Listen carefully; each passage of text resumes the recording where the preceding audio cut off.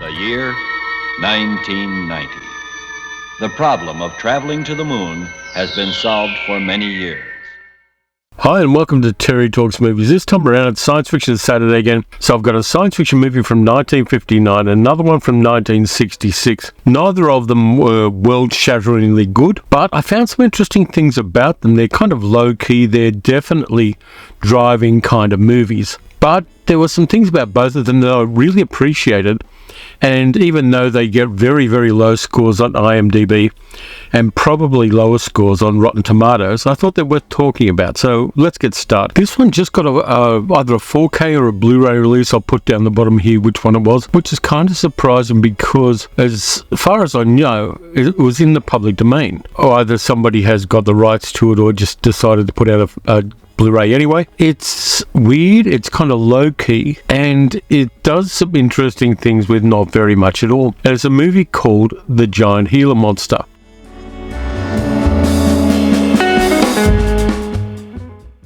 From 1959, which was directed by Ray Kellogg, and the producer of the film was Ken Curtis, the guy who played Festus in the Gunsmoke TV series for a long time. He decided to produce it, and I think he produced a couple of other films as well. But it's interesting to see what character actors did when they were on hiatus from a TV series. And in this case, it was a movie about a giant lizard. Now, it's a fairly short film too. It runs 74 minutes flat out. And the weirdest thing about it is the fact that it cross-cuts between the human drama and the human stuff that's happening, and a lizard, a Mexican bearded lizard, not a Gila monster, but a Mexican bearded lizard, wandering through miniature sets, which are pretty good miniatures for the time. They reflect the scenes we see in the human shot location shooting pretty well, but you never actually see a human being and the lizard in the same shot. You see it crossing train tracks and then model train crashes. You see it hitting a petrol tanker truck, and you see it hit a couple of hot rods and take them out as well. The movie was filmed in Dallas, Texas, and it's got a lot of kind of tropes where you know the producers of the film were aiming it at a drive-in teenage audience. For a start, it's got a thing called a record hop where a DJ comes in and plays records while young men and women dance around, and not quite jitterbug, because jitterbug was about a decade before that, but dance around and rock and roll. And they actually got a fairly well-known DJ at the time from the Dallas area to play the DJ at this record hop. But the main story is about a guy called Chase Winstead, played by Don Sullivan, who's a mechanic working in rural Texas. He has a young sister who unfortunately had polio, and he's saving up his money to get calipers for her legs. Ultimately, the calipers get paid for by his French girlfriend, played by Lisa Simone, who was the French contestant in the Miss Universe contest in 1955. This is the level of talent we're getting for this kind of thing.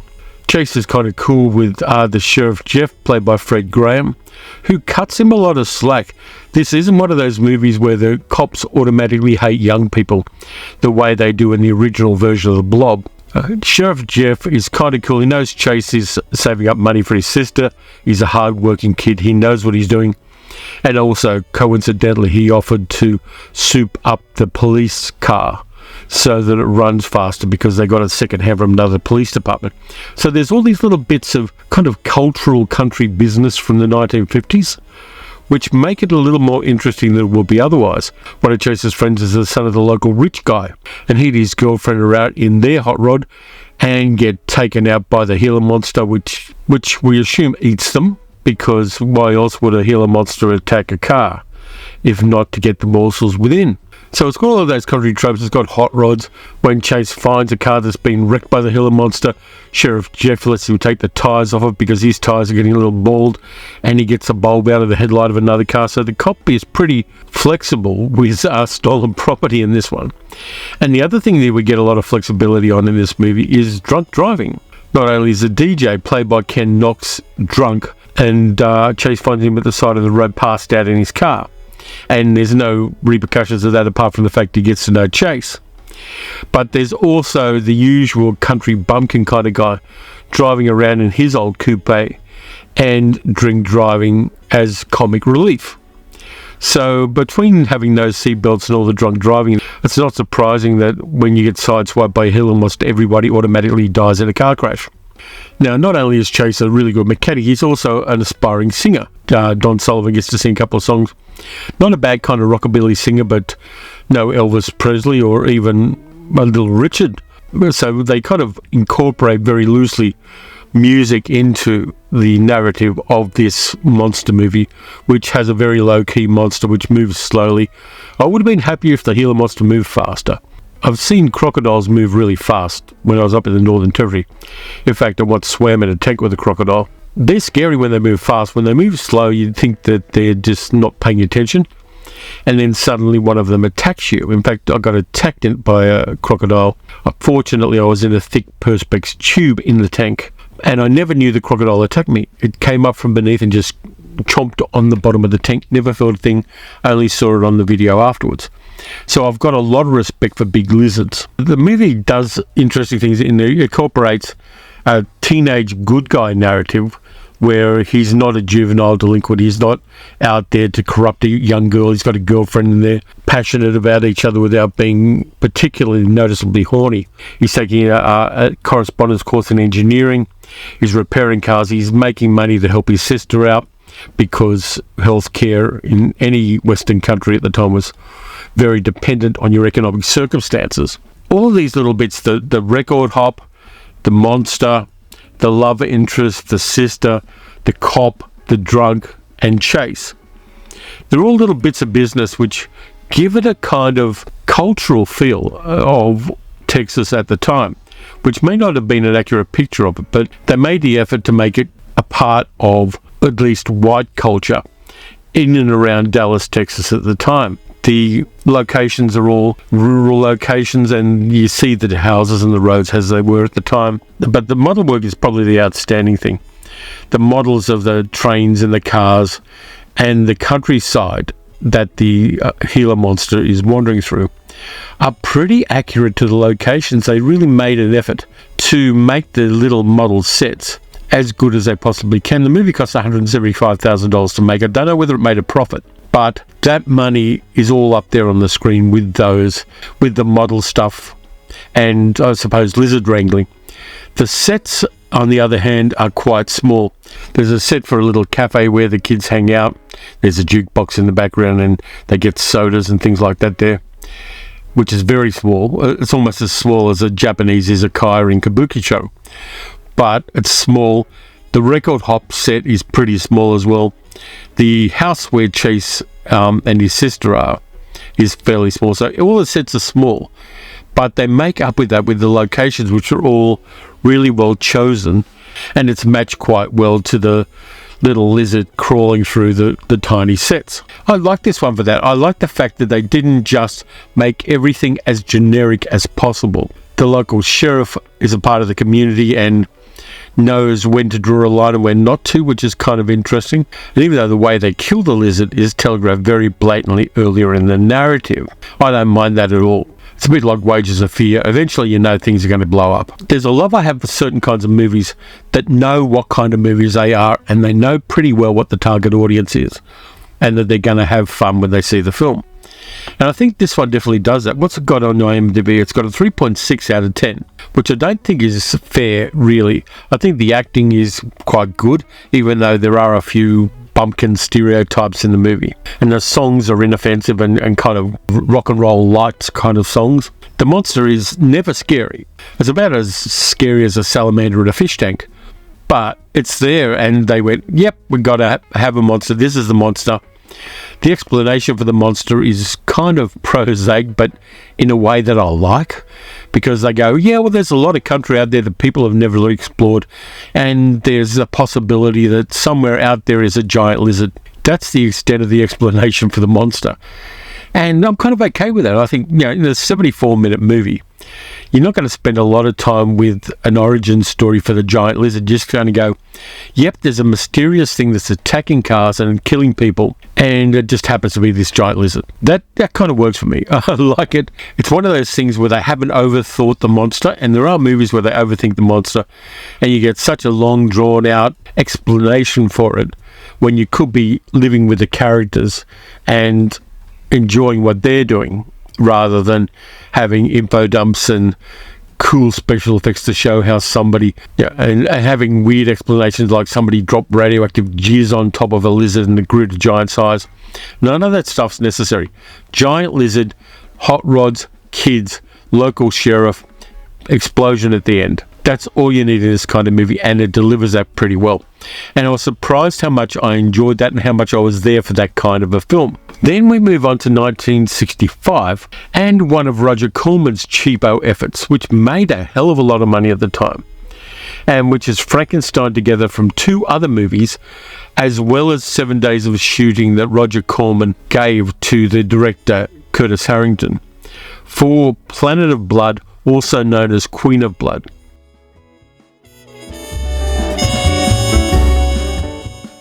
Queen of Blood I like, but I like it for different reasons depending on which part of the movie I'm thinking about. Yeah, I'll give you the blurb from IMDb because it's pretty succinct.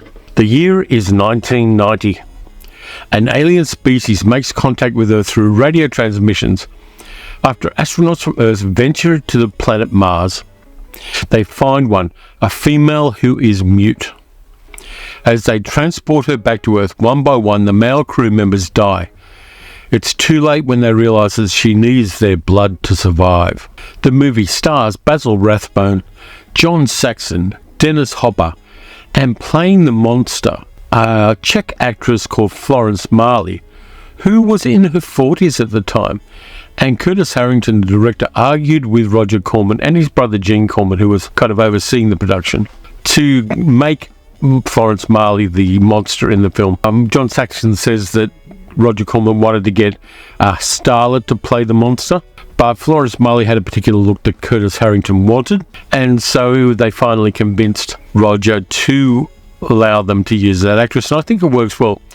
Because she had an accent, she didn't have to talk, so that was always good. She had high cheekbones and very hypnotic eyes, which was important for the role. The bits that were filmed by Curtis Harrington with the actors were filmed over about 7 days. And the sets were not finished when they started filming because, according to Curtis Harrington, Roger Corman hired a whole bunch of hippies to make the sets for this movie, and they got so stoned it took a long time to make the sets. Whether that's true or not, I don't know, but it's like the man who shot Liberty Valance, you print the legend. So here's the thing, the 7 days that Curtis Harrington filmed, the sets look quite sketchy. The locations are kind of outdoor coffee spots, really. The spaceship sets are very rudimentary. I'm trying to think if they got carpenters to make the sets for this film. I wonder whether they got Harrison Ford to, because he was doing carpenter work at the time. It's possible he worked on it, though that's just something that I thought up. The best bits of this film are not made by Roger Corman or Curtis Harrington. They're actually taken from Russian films made either in the early 60s or the late 50s, two Russian films in particular. The first one was called A Dream Come True, which is on YouTube if you want to check it out. And the second one was called Battle Beyond the Sun, which again is on YouTube. And so what they did was they pinched all of the special effects work from the Russian stuff. So the rocket ships, the alien spaceship, the alien base, the whole vibe of the film comes from these two Russian movies. And part of it is really a juxtaposition between Basil Rathbone with a camera shooting up his nose, making announcements about the fact that they've found these alien signals and the alien spaceship, rather than coming to Earth, has crashed accidentally on Mars, and that Earth is going to send out a rescue mission to save any survivors of it. And they then cut to some of the Russian footage, which is fantastic. They've got these enormous matte paintings of very Soviet-looking statues and large video screens and things like that, which doesn't in any way match up with the footage that Curtis Harrington shot. The film stocks the Russians used was very, very different than the film stock that American movie makers used in the mid-1960s. The colour values are off. The Russian footage also doesn't have quite the focus that the American footage has. So you get this weird juxtaposition of cross-cutting between actors we know, Dennis Hopper, Basil Rathbone, Judy Meredith, who plays the love interest in this one, John Saxon, and also Forrest J. Ackerman turns up at the end in a little cameo role. And these magnificent-looking Russian sets and special effects, which I love. I love the look of them. And the alien spaceship looks very alien in this. It looks more alien. than the Krell laboratories in Forbidden Planet. Russia really hit the nail on the head with their space movies in the 50s and 1960s. That Russian Fantastica stuff was distinctive and unique from a modern point of view. Makes you want to see more when you see it. Basil Rathbone got paid $3,000 to appear in this movie, and another one called Voyage to the Prehistoric Planet, which was another mashup that Roger Corman did with a whole bunch of Russian footage. I think he may have used footage from Planet of Burr in that one. So he got paid $3,000 for basically 2.5 days work, which even in those days wasn't a particularly bad earner. And he's not at his best. He died 14 months later. He was having trouble remembering his dialogue, which unfortunately is something that happens with people at a certain age and a certain time. And it's kind of cool that he's there. But again, it's not Basil Rathbone that we know and love from The Court Jester and all of the Sherlock Holmes films and the other things he did so well in earlier decades. It's kind of interesting seeing Dennis Hopper and John Saxon in this, because John Saxon started out as like a teenage idol until his hair started going away and he started doing Italian crime dramas. He went over to Italy for a while in the 60s and did crime dramas. And in this one, you can definitely see the comb over starting to happen. And Dennis Hopper, who'd been in the movies business for at least 10 years before this film came out and had done things like Gunfight at the OK Corral and Rebel Without a Cause, not as a prominent player, but more as like a secondary ingenue character actor, until Curtis Harrington put him in Night Tide, which is a fantastic mermaid movie from the early 60s. Curtis Harrington then used him in Queen of Blood. Now, Hopper had a real problem with this movie because he couldn't stop giggling. So him and John Saxon had real trouble giving their dialogue straight to the camera because it was absurd. The whole situation was absurd. The dialogue was absurd. And probably Dennis Hopper may have been on the chuff a little bit, so that would have made things a little bit more difficult. And it's interesting seeing Dennis Hopper in 65 and then seeing him in like 1969, 1970 in Easy Rider, and you think, man, this guy changed a lot and really embraced the counterculture in a big way in that short period of time between the two. The rescue mission goes ahead. They rescue the female alien played by Florence Marley, and she's green and she's got a bouffant hairdo and she's got striking eyes, and she doesn't talk, she doesn't eat, she doesn't drink, but she does suck blood. So she's got these hypnotic eyes and hypnotizes all of the men on the spaceship, but not the female character played by Judy Meredith, because maybe it's like sexual hypnosis, I don't know. And they use a really simple technique for the hypnotic stuff by shining pin lights into Florence Marley's eyes. So there's a little kind of rim of light in her eyes as she hypnotizes the guys and then sucks them dry. She hits Dennis Hopper first, she then hits one of the other crew members. She has a little nibble on John Saxon but gets stopped before she goes all the way with that. And then as things come to a climax, the crew find out she's been laying eggs all over the spaceship, and there are these little googs about that big which pulse, and she has been laying them all over the spaceship. The movie should have ended differently than it did, I'll be honest with you. If it was me, the moment the aliens start sucking on the first person, tie them up, chuck them out of the airlock. I don't care who they are, chuck them out of the bloody airlock. But they don't do that. They tie her up and think that that's going to work, but apparently it doesn't, because you can burn through ropes by glaring at them. Nobody could have predicted that. You get that kind of thing which foreshadows stuff like Planet of the Vampires, which came out roughly the same time, and Alien, where spaceship, aliens attacking from within, shit's going down. But there's that kind of dichotomy between the Russian footage and the American footage that you can't really overcome with this film. You see how shabby the American spaceship is, and the wonderful footage, the exteriors of the spaceship, and the wonderful landscapes that the Russian footage gives for Mars. It's got an ocean on it for some reason. And the spaceships are just a really interesting alien-looking design, and I don't think you can underestimate how good the design is in this film. I kind of watched it more for the Russian footage than I did for the American stuff, because I knew the plot beats that were coming out of the American stuff pretty damn well. But the real attention to detail that the Russian footage had was incredibly admirable. So we don't know how much the budget was for this film. Some people say it was $33,052. Other people said it cost $65,000 for not only this film, but also Voyage to the Prehistoric Planet. Roger Corman was still in his cheapo phase at this stage, and in Frankensteining together the Russian footage and the American footage, he made $1.5 million out of this film. It's amazing how much they made on how little. So both of these movies, of course, are drive-in fodder. They weren't meant to be the best films ever. They were meant to just get out there, get an audience, entertain the audience while they bought popcorn and soda, and just, become part of history. But now we're rediscovering them. And nobody can predict that. The ownership and the availability of media changed the way we see these old films. They're not just turning up on a cathode ray television set, they're turning up in the ether. You can download them in the ether, you can get physical copies of them. Cinema has become an entirely different thing than it was in 1959 and in 1965. And after watching these movies, I was reflecting on that and thinking, those people doing that didn't know that people would be watching it in this third decade of the 21st century and talking about it by means they would never have understood. But I'm glad they did. I'm glad we can talk about these films. So neither of them is fantastic, but both of them I found interesting by closely watching them and understanding the people who made them and the cultural context in which they were made. That, of course, is what this channel is about. So thanks a lot for watching this one. I enjoyed these two movies more than I thought it would. The usual things: like, subscribe, leave a comment, leave an emoji if you can't, hit the notification bell. You can support the channel by becoming a channel member, and there's a link in the description of the video for that. You also become a patron at patreon.com/TerryTalksMovies. Got some interesting stuff I'm thinking about for the Monday video. I haven't quite nailed that down yet, but I will.